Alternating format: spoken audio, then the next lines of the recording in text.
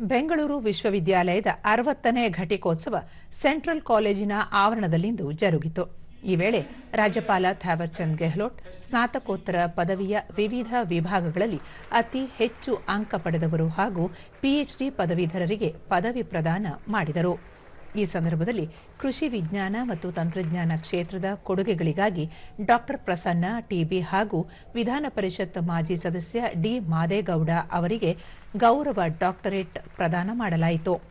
ಘಟಿಕೋತ್ಸವದಲ್ಲಿ ಉನ್ನತ ಶಿಕ್ಷಣ ಸಚಿವ ಡಾ ಎಂಸಿ ಸುಧಾಕರ್, ಪದ್ಮಶ್ರೀ ಪ್ರಶಸ್ತಿ ಪುರಸ್ಕೃತ ಹಾಗೂ ರಕ್ಷಣಾ ಸಚಿವಾಲಯದ ನಿವೃತ್ತ ನಿರ್ದೇಶಕ ಡಾ ಪ್ರಹ್ಲಾದ ರಾಮರಾವ್, ಕುಲಪತಿ ಡಾ ಜಯಕರ ಎಸ್ಎಂ ಸೇರಿದಂತೆ ಮತ್ತಿತರರು ಉಪಸ್ಥಿತರಿದ್ದರು. Two gold medals. Rupma Aparna S, Department of Two gold medals.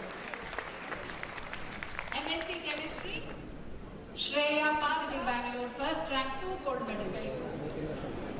BSc Shashank P.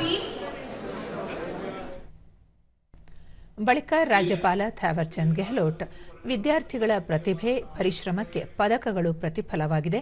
ರಾಷ್ಟ್ರ ನಿರ್ಮಾಣಕ್ಕೆ ಶಿಕ್ಷಣದ ಕೊಡುಗೆ ಅಪಾರ. ದೇಶದ ಪ್ರಗತಿಗೆ ವಿಶ್ವವಿದ್ಯಾಲಯಗಳ ಶ್ರಮ ಹಾಗೂ ಕೊಡುಗೆ ಅನನ್ಯ ಎಂದು ತಿಳಿಸಿದರು.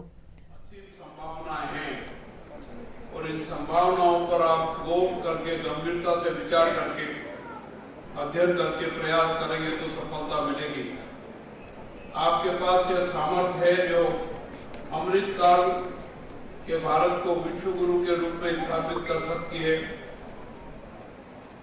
आप इस बात को ध्यान में रख करके भारत को विश्व गुरु बनाने की दिशा में जो कार्य योजना आयोजित हो रही है उन पर अमल करने में सहभागी होंगे, ऐसा मेरा विश्वास है.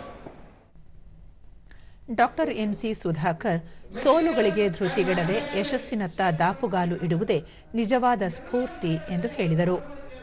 ಸುಮಾರು 8-9 ವಿಶ್ವವಿದ್ಯಾಲಯಗಳ ನಮ್ಮ ರಾಜ್ಯದ ವಿಶ್ವವಿದ್ಯಾಲಯಗಳ ಮುಖಾಂತರ ಮಾಡ್ತಾ ಇದ್ದೇವೆ.